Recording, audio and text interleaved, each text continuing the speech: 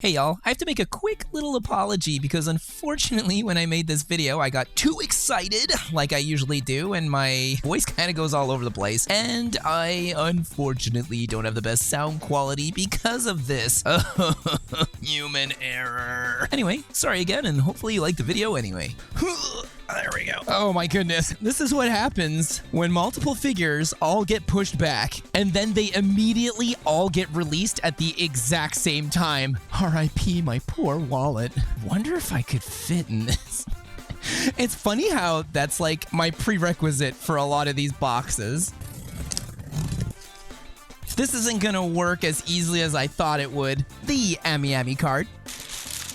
This is a much larger box than I expected it to be. Before going through the few things that were in that box, I'm going to open this one too, and then I'll start going through the individual figures. The same amiami card.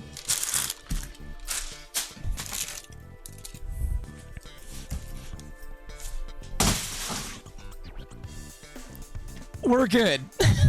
Oh my gosh, that was a risky box throw. In today's massive haul unboxing, I got 4 anime figures and 2 things that are not anime figures, where the first one being this epic Gundam Argama base that actually holds 1/144 scale or robot spirits. When I found out that this was a shelving unit, I just, wow. Considering the weight to some of these smaller figures, I wonder if it can hold maybe 2 anime figures that are like robot girl style. I think it might look cool. Gorgeous Weathering Waves merch. This box is really pretty.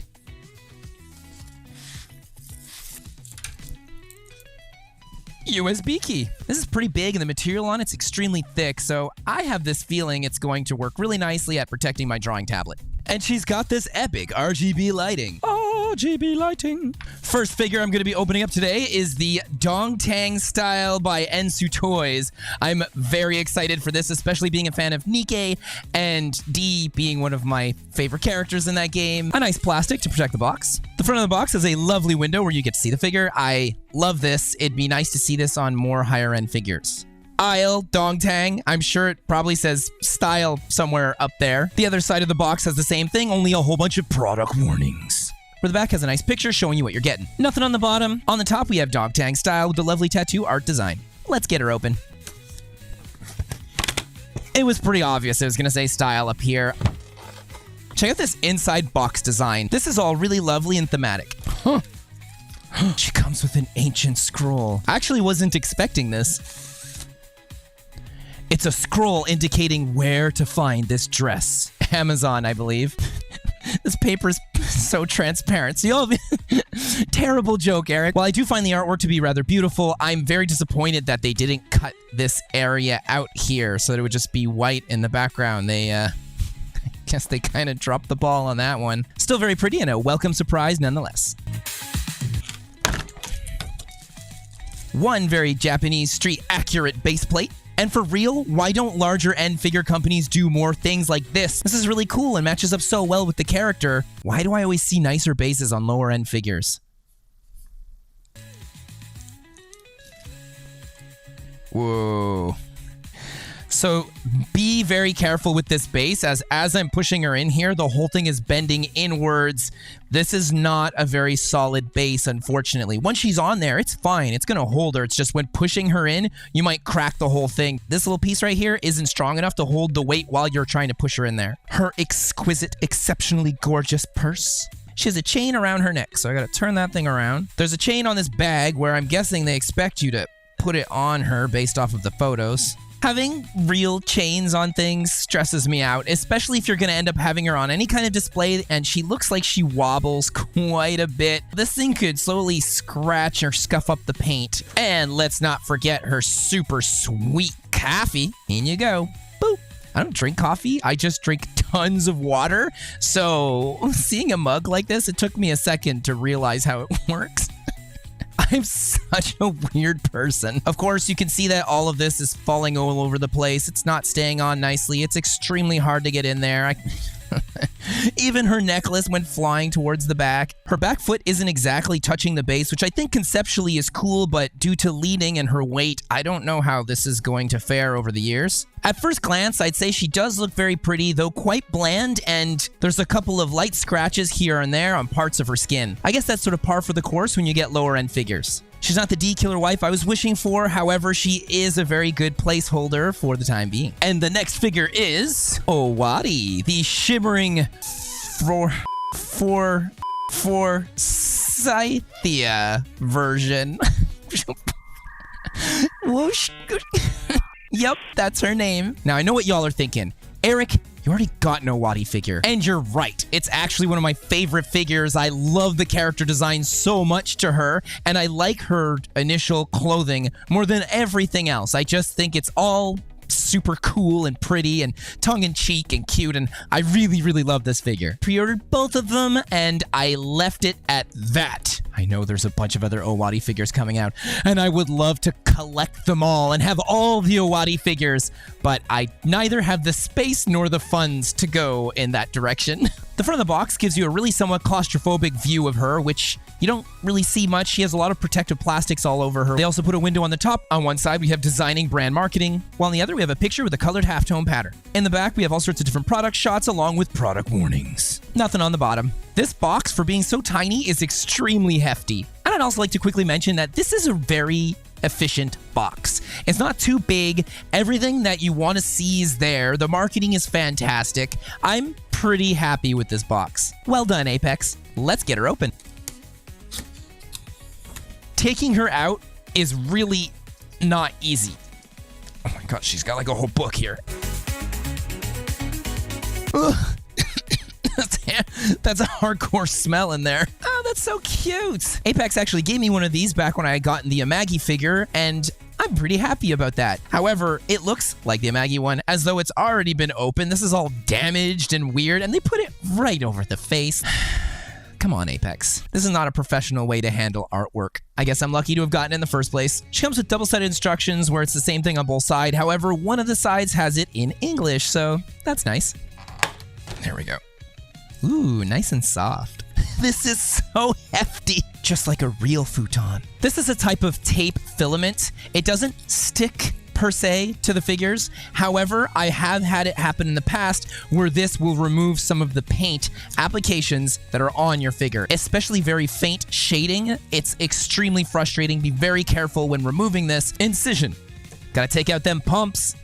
They do complete her uniform after all. I freaking love that she comes with 3 different facial expressions. It really feels Azur video game-ish. She's really glued on there well. Everything is. However, there's a couple of parts like these hula hoops and the little gold chains here. And you see these plugs back here? That's not for plugging in your electronics. These are actually little risers. Boop. Whomp. I get to put the shoes on her. The shoes look a little bit too small for her feet. They're not necessarily easy to get on, and I don't want to damage them. This one doesn't go on at all. With a little bit of force, I managed to get it in there, but I was super stressed out the whole time that it was gonna snap or break the plastic, so... Ugh. Her skin also seems to have somewhat of a reflective, sparkly look to it, but not her face. From a distance, everything really looks pretty. When you start to look at things with a microscope, that's when you start to see the cracks. The next 2 figures are extremely excited about these. Rosalinde and Eltolinde. Not only am I a huge fan of Kotobukiya due to their very good prices, their incredible creativity when they make decent, creative, intricate bases. I grew up on the anime Record of Lodoss War and all sorts of D&D shenanigans, so when it came to Unicorn Overlord over here, not only do I freaking love the character designs, and the game is pretty awesome as well, but these elf girls. On the front of the box, we have this massive window, beautiful arch. Like, the design work that they put into this is...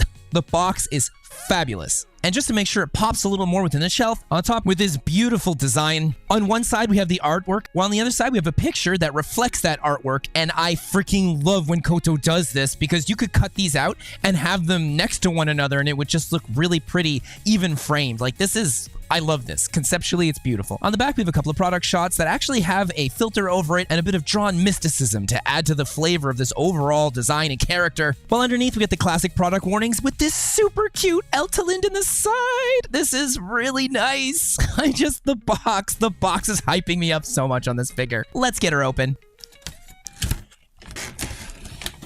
Oh my goodness. This is the artwork that we get on the inside of the box. This is beautiful. This is so nice. This is the sort of thing that you would cut out really well and then put it behind your display cabinet and put her right in the middle. I'm kind of freaking out. Oh, Kotobukiya. I'm just so happy right now, and I haven't even started opening the figure up. More of this action. She's so well protected, more so than the other two figures I got today. Instructions are taped underneath the packaging, which is fantastic. These extremely hardcore instructions with details that could take you hours. Don't mess up and take your time. Oh my goodness, this is just one giant chunk on the back of her cape. Okay. Oh, it comes out super easily. So soft. I don't like circles as pegs for things like this. It should have been like a semicircle or have a weird little extra piece coming out so that way it locks it in place. Oh my goodness. I take back my circle remark because that is plugged in there extremely well. On first glance, this is absolutely gorgeous. The hair that slowly bleeds out into transparencies is okay. Personally, I would have just liked it to be painted so it would have a higher level of detail. However, I understand the transparency that she has all over her because it really does come off looking similar to the Unicorn Overlord artwork. Her skin is so incredibly pale, you'd think she was a ghost. Everything is so wafty, flowy, elegant, and pretty. She's definitely giving off D-lit vibes, though perhaps a little more pure of heart. Is Eltolinde best girl waifu in your Unicorn Overlord playthrough? Did you already get this figure, or are you on the fence and thinking about getting her? Just look at that base. That is really cool. And now for the last figure I received from this super epic haul, and that's Rosalinde from Unicorn Overlord. The front of her box is absolutely gorgeous. This beautiful arch over the top, lovely designs all across it. You can see the figure pretty well in there. On the top, we have a beautiful cutout design that lets light bleed through and the character shine just a little more on a shelf, if you decide to leave her in the box. On one side, we have her gorgeous artwork from the game, while on the other side, we see a product photo that's in the same similar pose to just show you how accurate and good this figure is supposedly going to be. On the back, we get a couple of product shots with this beautiful Photoshop overlay and montage to make everything look so whimsical, while underneath we have the product warnings. However, we have this super cute picture of Rosalinde in the corner here. Let's get her open. This is the artwork that comes on the inside of the Rosalinde box, and similarly to the Eltolinde one, this is absolutely astonishing. This is so pretty. Just look at this artwork from the game. This is easy to clean up to be able to put behind one of your display cabinets. Though Eltolinde isn't necessarily the primary character to go with this kind of background, this is so pretty. Ooh, didn't come with instructions. And she's extremely complex, so luckily I have the instructions from Eltolinde, and we'll just check these ones. Oh yeah, yeah, yeah, oh my, yeah, don't want to screw that up.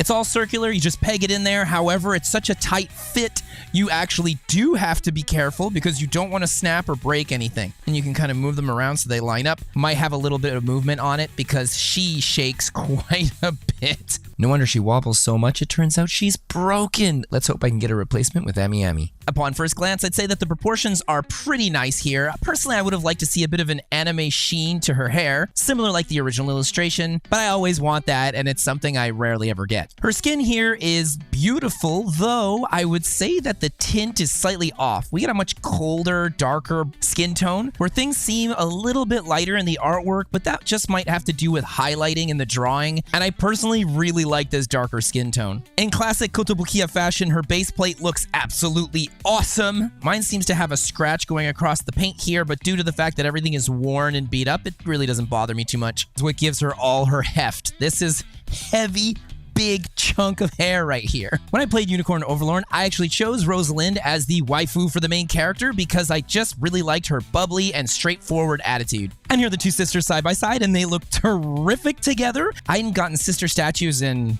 quite a while. Do you think Rosalinde is best girl too? If not, who do you really like? I kind of like Yana, Berengaria, and I suppose a couple of others. The characters are just so fantastic in this game. And that about sums up my massive haul of amiami figures. It's crazy because a lot of these have been pushed back.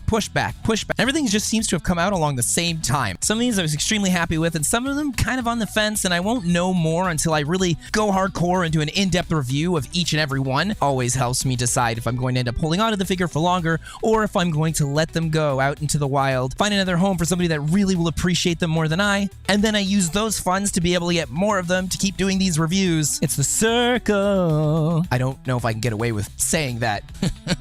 The House of D can be quite terrifying with things like this. Did you get any of these figures? Are you on the fence about getting any of them? Because if you are and you want to see all the hardcore, in-depth little bells and whistles of each one, be sure to hit the like, the subscribe, and that notification bell. This way you'll be notified when I end up releasing my in-depth review for each one of these figures. Have an amazing rest of your day, and I'll see you next time. Bye! Usually I'm the one that tries to fit in one of these giant boxes, but this time around, Miri wanted to show me how it's done.